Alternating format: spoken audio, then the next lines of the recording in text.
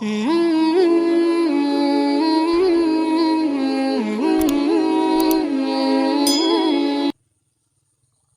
wong iku njimak bojone ning wulan Ramadan, rina.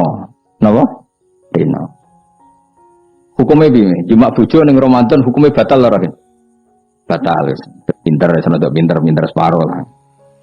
Kemudian njimak bojo ning wulan Ramadan itu hukumannya berat.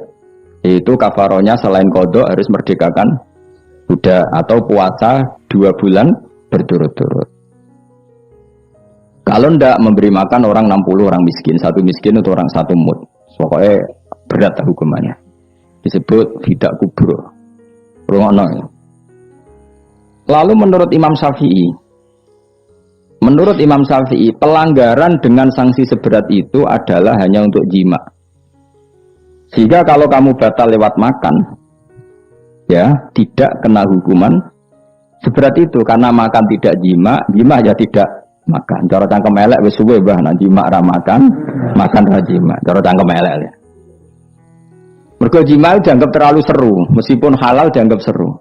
Cek kurang ajar poso-poso batal mau demi jima bojone.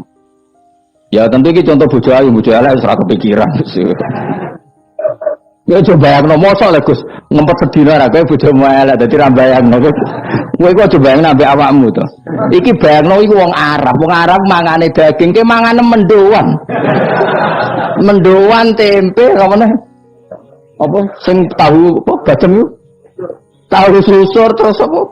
Dadah terong yo mesti. Subhanallah. Ora iso dikiasno. Wis mangane mendoan bojone elek ora ngarah kecelakaan ngono. Iku bayangno wong Arab mangane daging bojone. Ayo. Wes sak Mustofa khusulah cara wong Arab sing ayu bangir ngono. Wes ora iso ngempet tak jamin. Posisi gelem halal. Jadi kok coba yang awakmu dhewe sing mangane napa? Mendoan tahu susur kan. Jadah. Iku ora sereten nek sak apik. Kula pertama mangan jadah iku kaget. Kula niku kan rada kiai lho. Rada kiai iku nak mangan niku golek sing gampang. Bar jadah tak pangan kelet kabeh bingung. Sesuai ning Jogja kulino, kenapa dhisik ora kulino mangan yang seperti itu. Sesuai saiki kulino. Alhamdulillah ora tau keleleden. Pertama keleleden. Aneh cara daerah kula kan apa? Aneh. Pomene jenenge jadah kok elek. Kira apa maknane jadah? Jenenge tok sing elek, rasane enak. Maksudnya jadah ketan sing enak ora mbok terusno. Urus musuh zaman hoax ini bahaya nek gak diterangno detail. Rumah nontonan kita tak latih alim ya, mergo ilmu barokah. Kula untuk barokah ulama-ulama sing mun kabundut maupun sing ijek sugeng. Kemana? Sehingga dari Imam Syafi'i ya jima itu tidak makan itu tidak jima. Oke, kita setuju. Karena jima itu dianggap terlalu serem. Napa? Ya serem tuh misalnya ngene, kowe mertamu gone rugen, terus mangan segone kan normal, terus pamit. Kan nyelek kamar aku berjima bojoku. Kurang ajar ta, tamu ngene kurang ajar ta. Ya kurang ajar. Tapi cara pikiran Imam Malik, ini mazhab Maliki. Kenapa hukumannya seberat itu? Kenapa hukumannya seberat itu? Karena hadku hormati Ramadan min ghairi udrin syar'iyyin. Melecehkan Ramadan, tidak menghormati harkat Ramadan dengan tanpa udzur yang syar'i. Sehingga kalau kamu makan mie atau makan sate atau makan jadah tanpa udzur syar'i, tanpa sakit, maka hukumannya sama. Karena dianggap melecehkan Ramadan tanpa udzur syar'i. Imam Malik cara berpikir, memangnya jima bojo statusnya haram kan tidak zina. Jima bojo status halal apa haram? Halal, bedanya apa dengan makan? Kejima lebih mangan bedanya apa dalam hukum halalnya? Sama kan? Kenapa hukumannya berat padahal jima itu halal? Karena hadku hormati Ramadan min ghairi udzrin syar'iyyin, merusak kehormatan Ramadan tanpa udzur syara' sehingga dihukum seberat itu. Kalau gitu tidak harus jima, makan ya sama, rokokan ya sama, apa saja sama. Paham ya? Ya sudah seperti itu, namanya al-hikin nazir bin nazir wal asbah bil asbah. Maka menjadi lazim dalam hukum fikih ketika sesuatu disebut itu mewakili yang lain yang semakna, itu disebut kias. Saiki wong malah gergakno sunah Nabi keliru. Sunahnya mana? Sunah mbahmu. Zaman Nabi Sugeng wis ana kias. Justru Nabi menyuruh kita pakai kias karena sunnah itu tidak cukup. Kenapa tidak cukup? Karena Nabi yang pernah dilakukan Nabi tentu jumlahnya terbatas. Mau tidak mau dalam hukum terkini kita pakai kias. Nah, saya sidik orang oleh kias kudu sunnah. Maka untuk melawan seperti itu saya kudu cangkem elek gerem. Tapi cangkem elek kerape ulama kok cangkem elek. Malah tak wakil lo kuwe sing wis pantes cangkem elek. Kok di murid cangkem elek kan ya kok kowe ngono maksudnya ditakoki. Gimana hukumnya salaman setelah sholat? Oh enggak ada tuntunannya, bid'ah. Jare sing sitok kubu sebelah mau corone. Jare sing santriku ya rada kurang ajar kok kowe ini. Jare santriku, ya enggak usah dihukumi bid'ah, biasa saja. Mana ada di fikih hukum biasa saja? Ya pokoknya biasa saja. Alasannya apa? Kamu setelah sholat ke kamar mandi boleh enggak? Boleh. Kamu setelah sholat kencing boleh enggak? Boleh. Ke kamar mandi kencing boleh.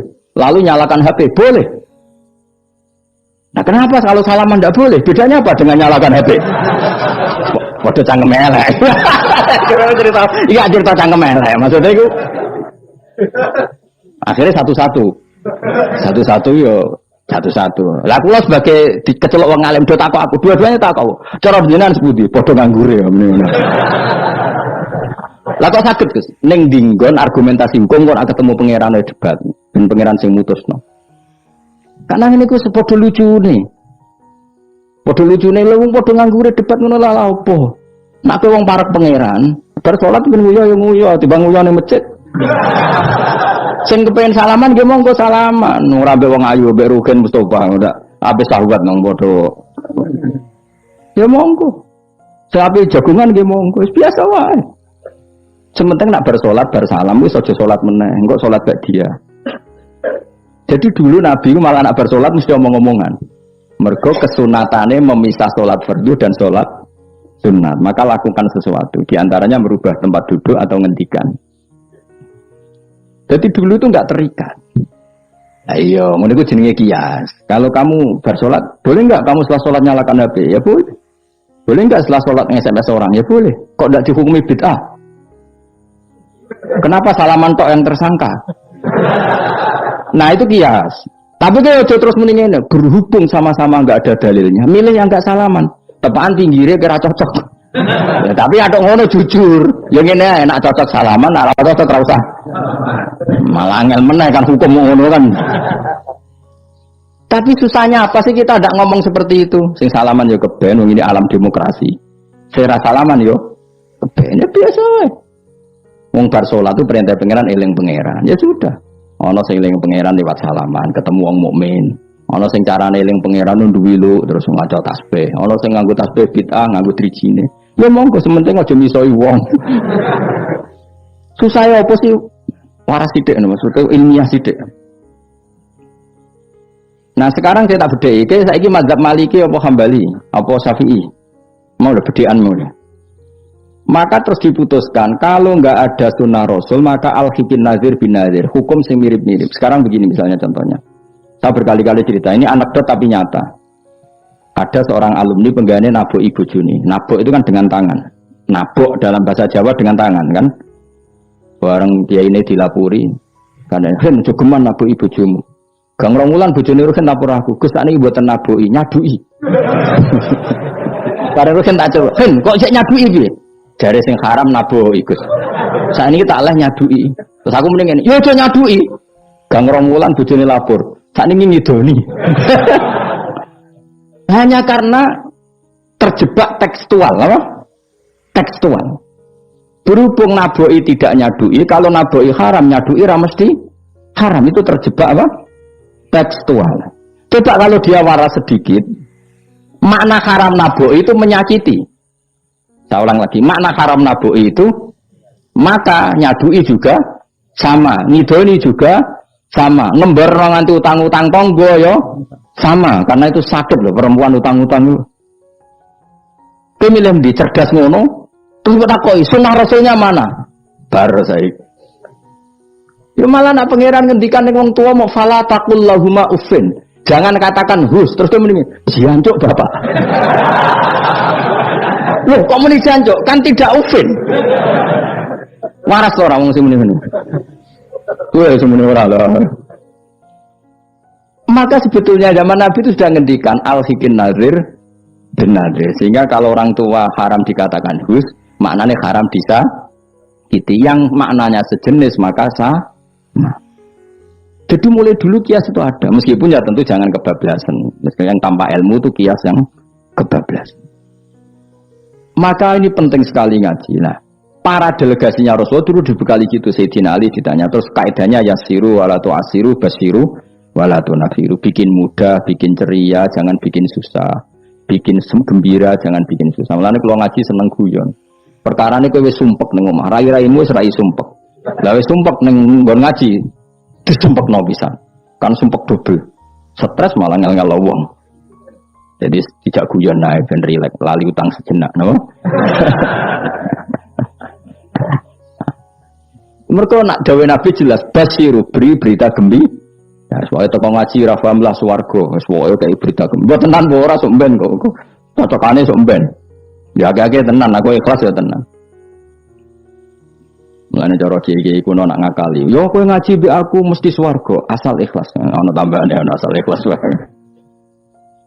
Jadi saya ulang lagi ya, kias itu nggak bisa dihindari karena yang dialami Nabi itu hanya jumlahnya terbatas. Lalu sahabat tahu ini hukum ini ikut partai ini partai ini. Tahu karena al-hikin nazir bin nazir wa al-bah bil asbah. Nah, ini Imam Suyuti ngarang kitab al-asbah wan nazair. Jadi cari mirip-miripnya. Misalnya gini, tak beri contoh. Aku sholat gini ya, Allahu Akbar. Kemudian ada setengah upo. Bukan sampai satu, setitik, tilik terus kelek. Itu kecelok makan apa kecelok keuntal? Yo, cilik kelek. Kecelok makan apa kecelok keuntal? Keuntal. Maka potensi tidak batal itu tinggi. Tapi nak upo sitok ning tangan mbok jupo. Wis sholat maksudnya, terus mbok lebokno. Iku keuntal apa mangan? Mangan. Jadi akhirnya kita bedakan mana yang amdan, mana yang sahwan. Sehingga yang amdan meskipun kecil, hukumnya makan. Kalau makan berarti membatalkan sholat. Tapi yang bab tamu, sholat itu batal dengan makan. Tapi yang bab tamu, dong tamune kayak nomangan. Tamune kasih makan. Terus bukai uposito. Ini di bab sholat, sudah makan namanya.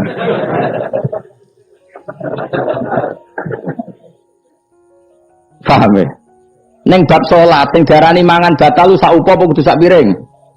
Saupo. Nah neng bab nyugoi tamu, sak piring apa saupo? Sak piring. Sama-sama istilahnya makan, tapi orang akan tahu konteksnya. Makanya dibutuhkan kontekstualis muqtadul hal, bukan sekedar tekstual. Nah sekarang orang malah mau didorong supaya terlalu tekstual, ya tidak bisa.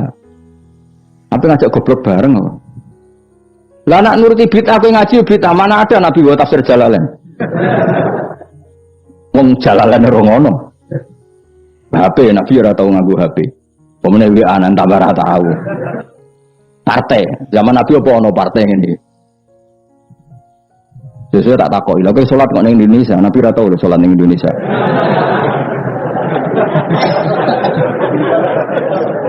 Malah panjang kan kalau diterus-teruskan.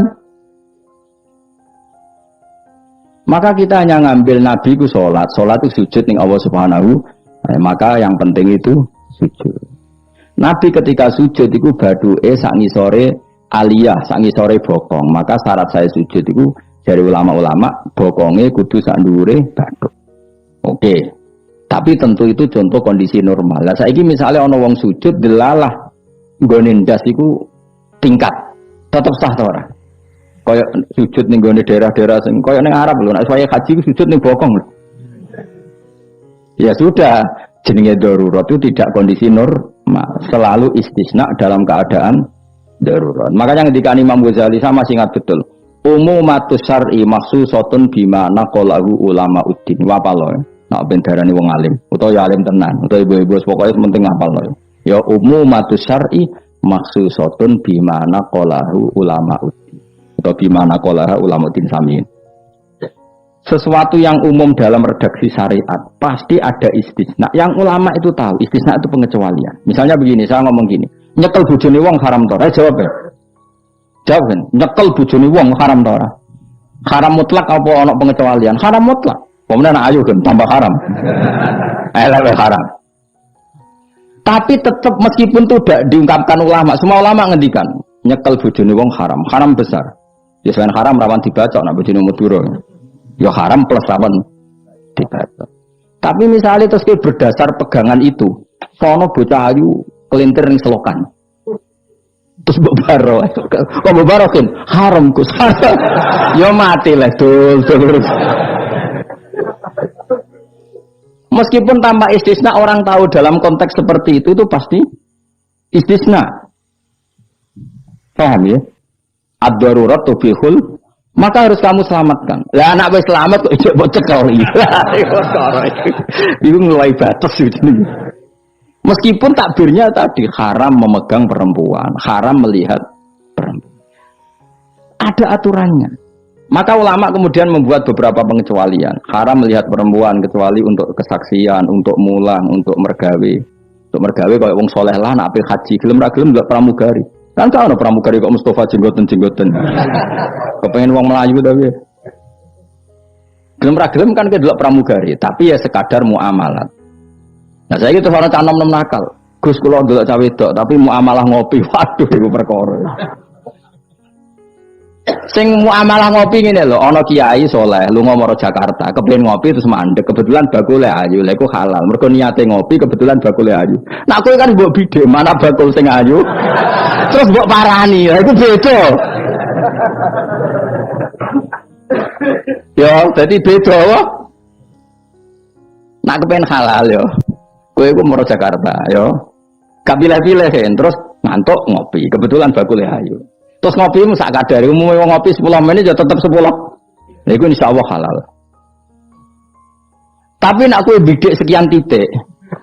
Terus kamu menentukan arah ngopi di mana? Iku masuk muamalah ya tetap ya terus nanti. Jelas iku beda. Karena tadi umumatus syar'i iku maksusatun bimana qalahu ulama uddin. Jadi meskipun takbir itu umum, misalnya gini. Misalnya ini contoh gampang. Siapa saja yang membunuh orang mukmin maka dia masuk neraka selama-lama. Bunuh orang mukmin. Redaksinya wa may yaqtul mu'mina muta'ammidan fajazaa'u jahannamu khalidan fiha. Lalu ada eksekutor kisos. Saya ulang lagi, eksekutor kisos. Misalnya Ruhin bunuh Mustafa yang amdan.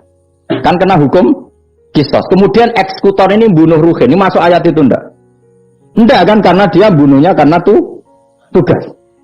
Padahal ayatnya tadi siapa saja yang membunuh orang mukmin, padahal eksekutor juga bunuh orang. Tapi kan nggak bisa masuk itu, paham ya? Terus ada lagi contohnya, kita alatnya fikih, ben pinter, ya ben pinter, atau ibu pinter, gak apa-apa mantas sababi komen bahwa minggu, ibu pinter, insya Allah ditulis pangeran, ibu pinter, pangeran itu gampangan, pangeran itu partai politik, husnudzon gampang pangeran.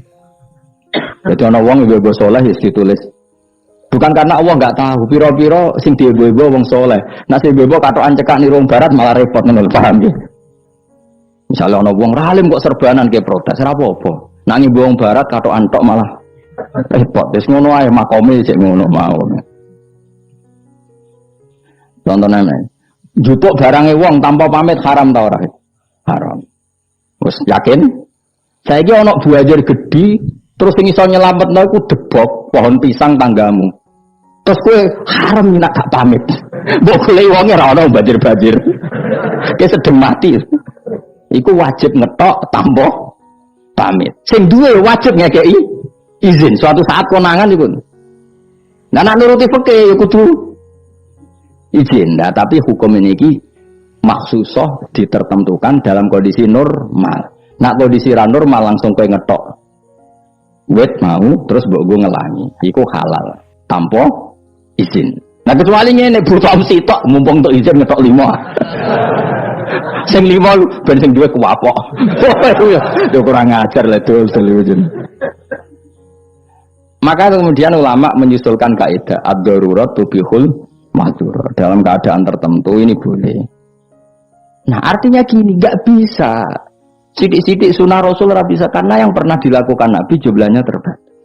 Maka al-hikin nazir bin nazir. Yang mirip-mirip ini disamakan mirip-mirip ini. Yang mirip-mirip ini disamakan mirip. Makanya, nah kemudian ada hal-hal yang kita tidak pernah tahu persisnya. Kayak kasus tadi, orang jima istrinya di Ramadan. Cara pikiran Imam Malik, illatul hukmi adalah hadku hurmati Ramadan biwiri uzrin syar'iyyin. Maka makan sama minum. Cara pikiran Syafi'i ya ndak, kalau jima ya jima saja, jangan yang lain. Kesetuju ndi? Ono pikiran rodok beling, pikirannya wong Hanafi. Khilah itu rodok beling. Rodok beling ini, misalnya ke poso-poso kok lesu banget. Moka wedi kena hukuman niku. Tapi kowe Hanafi ta Syafi'i ya ngaco. Apa ya ora Syafi'i ra Hanafi, padha ora paham ya kok. Hanafi apa Syafi'i? Syafi'i apa Hanafi? Kan bener anak cilik milah sing guri. Ayo Syafi'i ta Hanafi? Hanafi ta Syafi'i?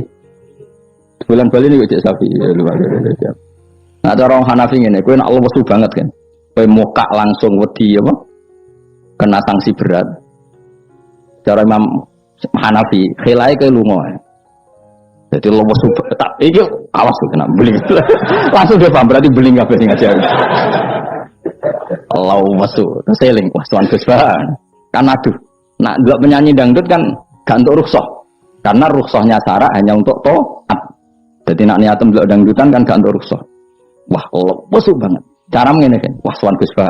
Karena sowan kiai kan ibadah. Nah, ketika kowe niat sowan iku wis musafir. Musafir wis ning giwangan ngopi. Ya wis. Iku khilayo. Tapi kok ya pengiran tetep perso. Iku kabare ngene, wis kabare. Sampeyan nang bun rokok dilebokno tong. Sampai malaikat ditendang. Protes. Lah kula mboten ate dosa kok bun rokok. Gak nglebono tong.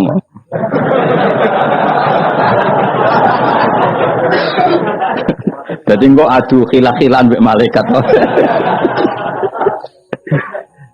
Jadi nak sing ra khilah ya tapi ya masuk akal dari Abu Hanifah wis ngene ae nak kepeksane kepeksoke lesu.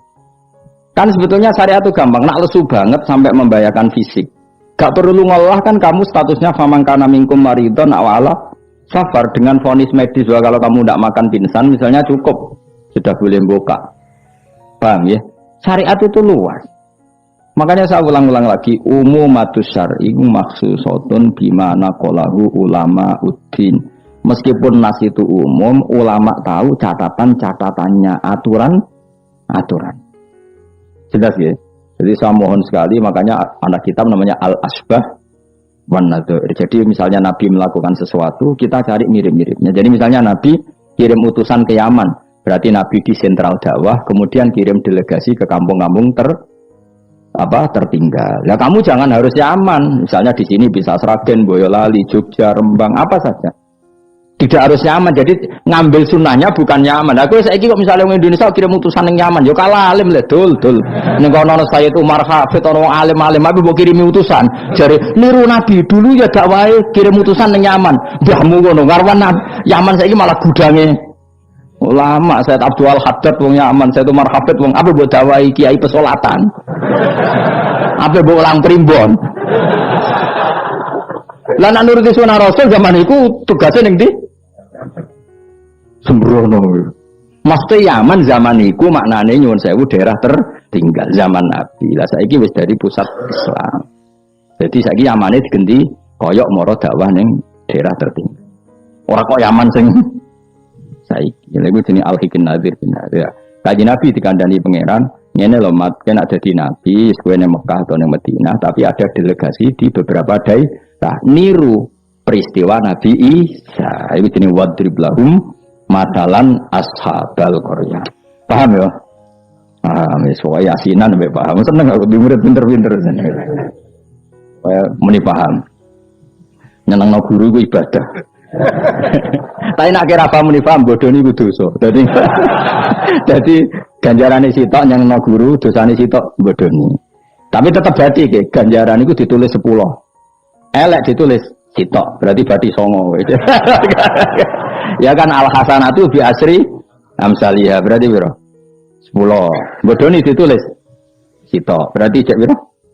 Songo, cek bati lah, cek bati. Niku hadis lho, kira oleh bantah.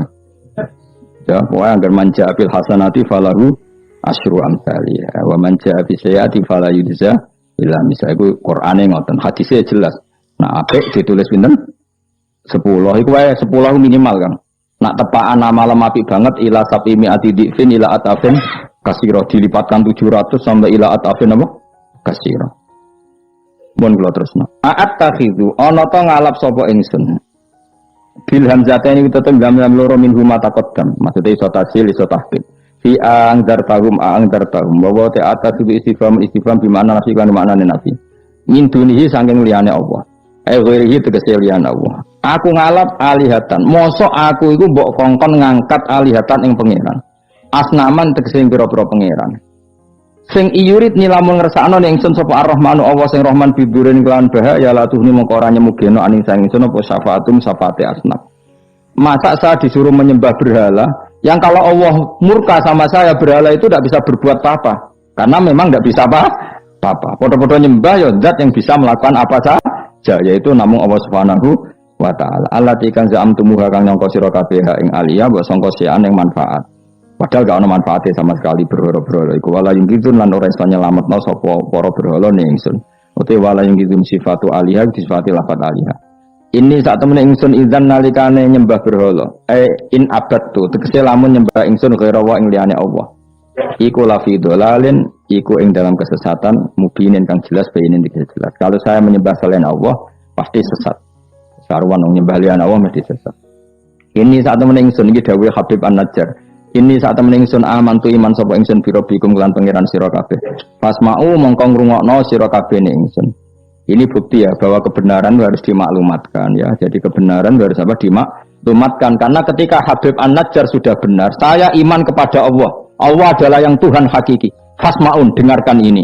Karena semua kebenaran harus disampaikan. Jadi enggak boleh kebenaran dirasakan diri sendiri. Ya, makanya kalau sama Jalalain ya tak sampaikan lewat ngaji seperti ini karena menyimpan ilmu itu dosa. Sampean tinggal menerima gak paham buang kune bareng ngrungokno ora paham. Paham ya? Alhamdulillah. Mengko kula tak matur pangeran Gusti pun do paham alhamdulillah. Ini satu meneh sun aman tu iman ingsun pira bikum lan pangeran sira kabeh fasma'u mongko ngrungokno sira kabeh ingsun. Ya seperti ini. Ayat ini kan tentang orang Antokia, tapi kita bisa meniru bahwa kebenaran harus disampaikan meskipun di depan orang yang kadang belum menerima. Ini kaum ini kan belum menerima, iya betul. Toh tetap disampaikan. Oh kalau gitu kebenaran harus disampaikan meskipun pada kelompok yang kadang tidak menerima, enggak apa-apa. Keputusan apapun pasti ada kelompok yang tidak menerima. Itu wis kunane ku, mulane biasa wae ora usah serius untuknya. Ada yang menerima, ada yang tidak. Ya biasa wae. Ana sing darani kowe bodoh, sing darani pinter, sing nganggep pinter nganggep ae bener, sing darani bodoh kok. Ngono gampang kan. Utawa kowe nak tawaduk sing darani goblok iku bener, sing darani kok pinter. Oke milih ndi? Wis tas wong nganggur, mikir ngono iku wong nganggur. Mestinya wong iku pikirane namung setunggal diridani Allah napa mbah. Mulane latar, urip nang donya mung sitok, kang golek ridane Allah sepurane iku wae sing mbok pikir. Lah apa kowe mikir liya-liyane? Ruwet. Pikir niku mawon. Misale kula ngaji nak pikir entuk ridane Allah Ta'ala ora usah mikir santri rohae guru. Itu rohae cok ora entuk ridane Allah selesai napa? Kok repot nang dunya repot. Sing di dunya pangeran kok mikir ridane manusa pusing. Mikir ridane napa? Pangeran warido kamatlubi napa? Warido ka matlubi. Soale mulane dongane ulama-ulama dhisik lakal hamdu idza radita walakal hamdu ba'dar ridha walakal hamdu hatta tardo. Ini diwolak-walik sami mawon manane ya Allah. Kula suwun jenengan ridho teng kula. Segala puji bagi Engkau hatta tardo sampai jenengan ridho teng kula. Walakal hamdu ba'dar ridho. Walakal hamdu hatta tardo. Semoga iki ngoten orientasi ulama riyen. Makanya dawuh Sayyidina Umar, dawuh ulama-ulama, wong sing kepengin ora mati sul khotimah kon maca napa tiap pagi napa raditu billahi rabba wa bil islami dina wa bi Muhammadin nabiyyu wa rasulah. Jadi setiap hari kita memperbarui perjanjian, ya Allah saya sudah puas Engkau sebagai Tuhan. Saya puas sepuas-puasnya bahwa Engkau yang sebagai Tuhan. Kalau yang jadi Tuhan tidak selain Engkau, wah kacau dunia. Sehingga orang itu terbiasa ridho be Allah. Untuk rezeki ini ya senang ditakdir sujud ya senang. Sehingga kita ketika sujud itu luar biasa. Karena itu kenangan terbaik kita di akhirat. Rumang samu kenangan terbaik di akhirat itu jadi pengamat. Sebenarnya disoting ning akhirat omong terus. Kowe takoki pangeran, kenapa kene dunya omong terus padahal dunya sing ngatur aku? Gak iso jawab. Saya nak kowe disoting pangeran zaman ning dunya sujud. Wah, keren, wah. Keren. Kenapa kowe sujud ra ngarep pangeran takok ngono? Mergo wis adone manusa ini napa? Sujud. Maka kenangan terbaik kita di dunia adalah apa? Sujud. Makanya Rasulullah kalau muji sujud sampai ngendikan hatta takuna sajdatu khairan minad dunya wa ma fiha. Pada akhirnya nanti kamu ngakui bahwa satu sujud lebih baik ketimbang dunia dan karena itu identitas kita, status kita. Sujud adalah identitas kita, status kita. Makanya kenangan terbaik kita di dunia adalah pernah apa? Sujud. Ya sudah itu saja. Yang lain-lain itu variasi. Bahkan kita cari makan supaya kuat sujud. Boleh konco ngaji semakin yang sujud sama Allah banyak. Mulane apa sujud ma'as sajidin. Kita cari komunitas yang sama-sama sujud.